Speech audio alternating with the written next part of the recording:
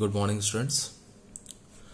Today I am going to explain some numericals related to electric flux. NCERT problem है. The electric field component in figure 1.88 are Ex equal alpha x power 1 by 2. Electric field in y-axis and z-axis is 0, in which alpha की value given है 800 Newton per coulomb into metre square. इसमें हमें find करना है electric flux passes through the cube and the charge within the cube और a की value है 0.1. इस टाइप से ये क्यूब गिवन है, एनसीईआरटी प्रॉब्लम है. तो इसमें हमें फाइंड करना है कितना फ्लक्स पास होगा. तो जो हम इस तरीके से शो कर रहे हैं कि आपको हमें क्यूब गिवन है एंड जो इलेक्ट्रिक फील्ड की जो वैल्यू है in X axis E X equal to alpha x power 1 by 2 and the side की जो मेजरमेंट है वो a है, दिस इज 0.1 मीटर. अल्फा की वैल्यू गिवन है. Electric field in y-axis and z-axis is 0. We have to calculate electric flux passes through the cube and total charge within the cube. ये हमें calculate करना है इस numerical में. तो इसके लिए हम कुछ डायरेक्शंस ड्रॉ करेंगे. इलेक्ट्रिक फील्ड की जो डायरेक्शन है only in X axis, electric field केवल एक्स एक्सिस में एग्जिस्ट कर रही है. वाई और जेड दोनों में इलेक्ट्रिक फील्ड 0 है. तो यहाँ पर हम एरिया वेक्टर ड्रॉ करते हैं. तो here area vector is ds vector for first surface. Electric field also in x-axis, this is E1 vector which depends on distance from the origin से distance पे depend कर रहा है because Ex equal to alpha x power 1 by 2. जैसे जैसे x change होगा so electric field also changes. इसको हमने E1 दिखा दिया.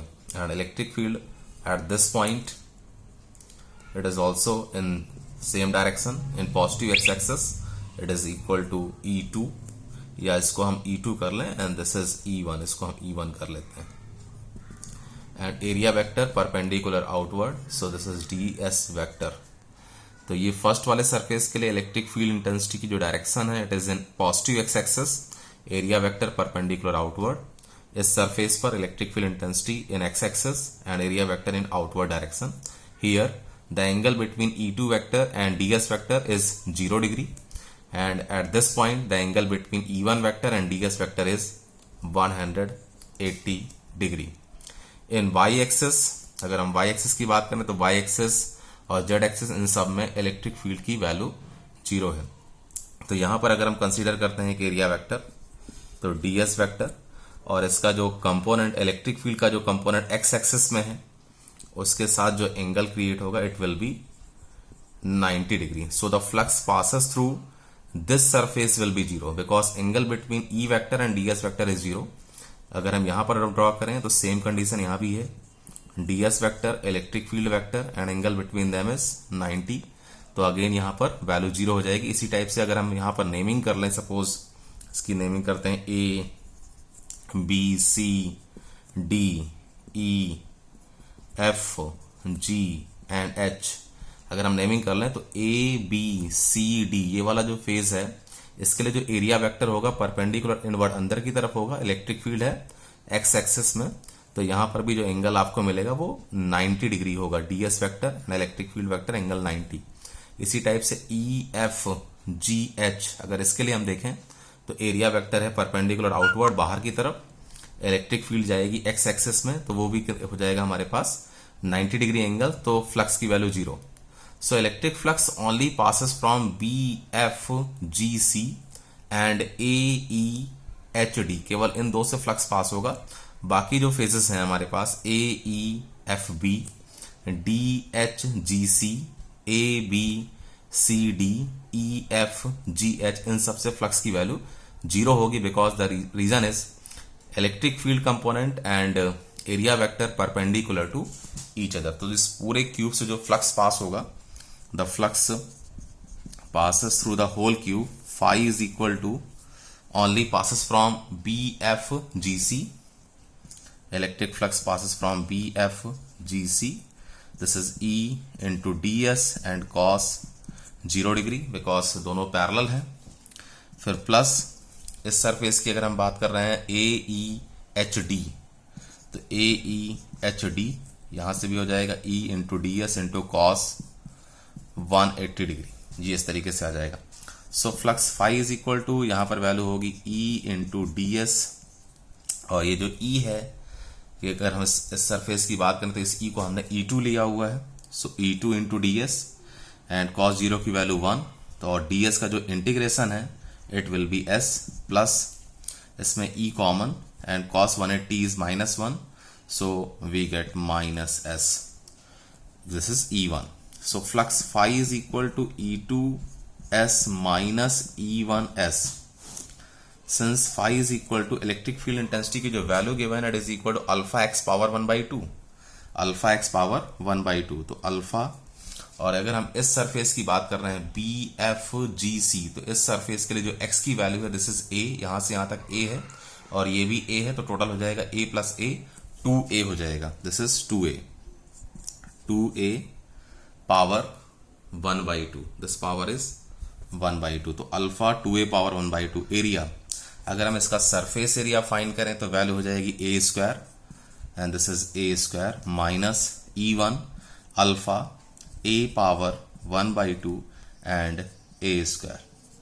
तो इसमें जो कॉमन आ रहा है इसमें वैल्यू हो जाएगी alpha is common, and in bracket इसमें 2 पावर 1/2 भी कॉमन हो जाएगा, तो यहाँ पर ब्रैकेट में हम इसको लिख सकते हैं 2a power 1/2 and a square, तो 2 प्लस 1/2 वी गेट 5/2, तो a जो वैल्यू आ जाएगी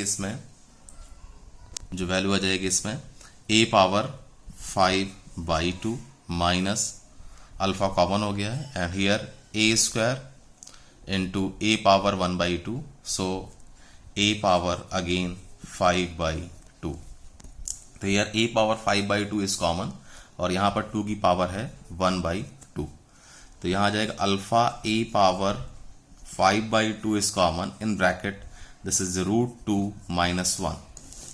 अल्फा की जो वैल्यू गिवन है वो है 800, और जो a की वैल्यू है this is 0.1 power 5/2, and in bracket √2 is 1.414 minus 1.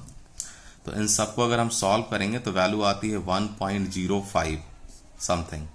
तो जो इलेक्ट्रिक फ्लक्स पास होगा through the cube, whole cube से जो फ्लक्स पास हो रहा है उसकी वैल्यू है phi is equal to 1.05 in SI system, newton per coulomb into metre square, newton per coulomb metre square. अब हमें फाइंड करना है इसमें चार्ज कितना स्टोर्ड है. तो आपने गॉस थ्योरम पढ़ा है, since phi is equal to है q by epsilon naught, then q is equal to phi into epsilon naught. तो phi की जो वैल्यू कैलकुलेट की है 1.05 into epsilon naught is 8.854 into 10 power minus 12. तो इसको सॉल्व करके हम चार्ज Q की वैल्यू को कैलकुलेट करेंगे तो वैल्यू आती है इसकी 9.27 इंटू 10 पावर माइनस 12 कूलम. तो ये हमको आंसर मिल जाता है. तो इस तरीके से हम इस न्यूमेरिकल प्रॉब्लम को सॉल्व कर सकते हैं, जो कि एनसीईआरटी में आपको गिवन है example. It is very important numerical, ये एग्जाम में आ चुका है, बोर्ड एग्जाम में. हमारा जो नेक्स्ट चैप्टर है इसमें हम पढ़ेंगे इलेक्ट्रिक पोटेंशियल एंड कैपेसिटेंस. तो हम स्टार्ट करते हैं. हमारा जो नेक्स्ट चैप्टर है इसमें नेक्स्ट है electric potential.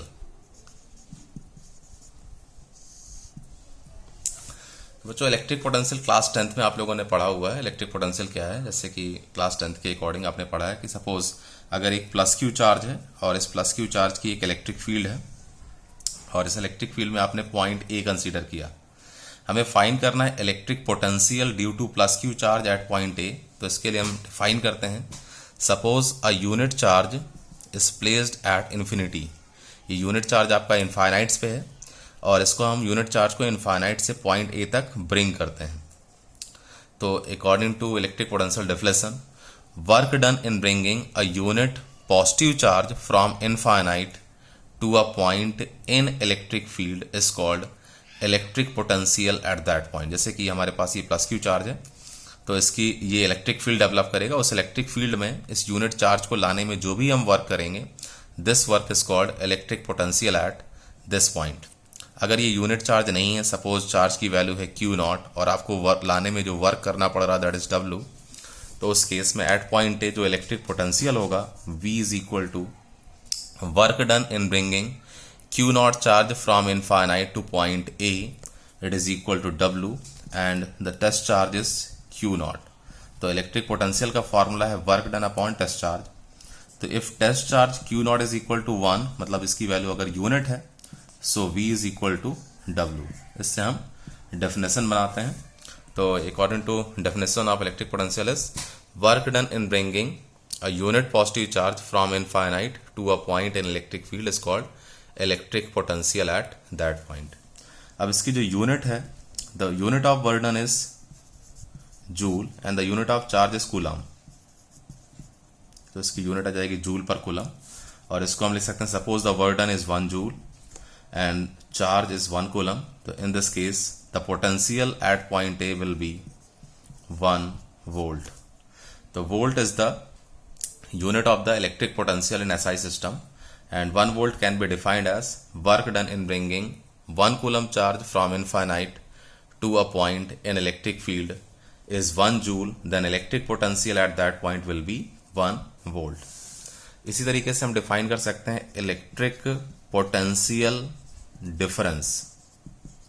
Electric potential difference जैसे हमारे पास एक ये प्लस क्यू चार्ज है, और प्लस क्यू चार्ज कि इलेक्ट्रिक फील्ड में हमारे पास ये 2 पॉइंट्स हैं, point a and this point is b, and a charge and a unit charge is moving from point b to a. Suppose charge moving from point b to a and work done in moving from b to a is W. So potential difference between point b and a will equal to work done. तो electric potential difference between 2 points can be defined as work done in moving a unit positive charge from one point to another point in electric field of charge is called electric potential difference between the 2 points. अगर ये charge unit charge नहीं है, इसकी value हमारे पास q not है. So and work done in moving from b to a is W. तो potential difference जो होगा b और a के लिए when the charge is moving from b to a, so potential difference is VA minus VB. It is equal to work done upon test charge. So potential difference VA minus VB is equal to work done upon charge. अगर charge की value unit है, so potential difference is directly equal to work done. So potential difference is defined as work done in moving a unit positive charge from one point to another point in electric field is called potential difference between the points. Thank you.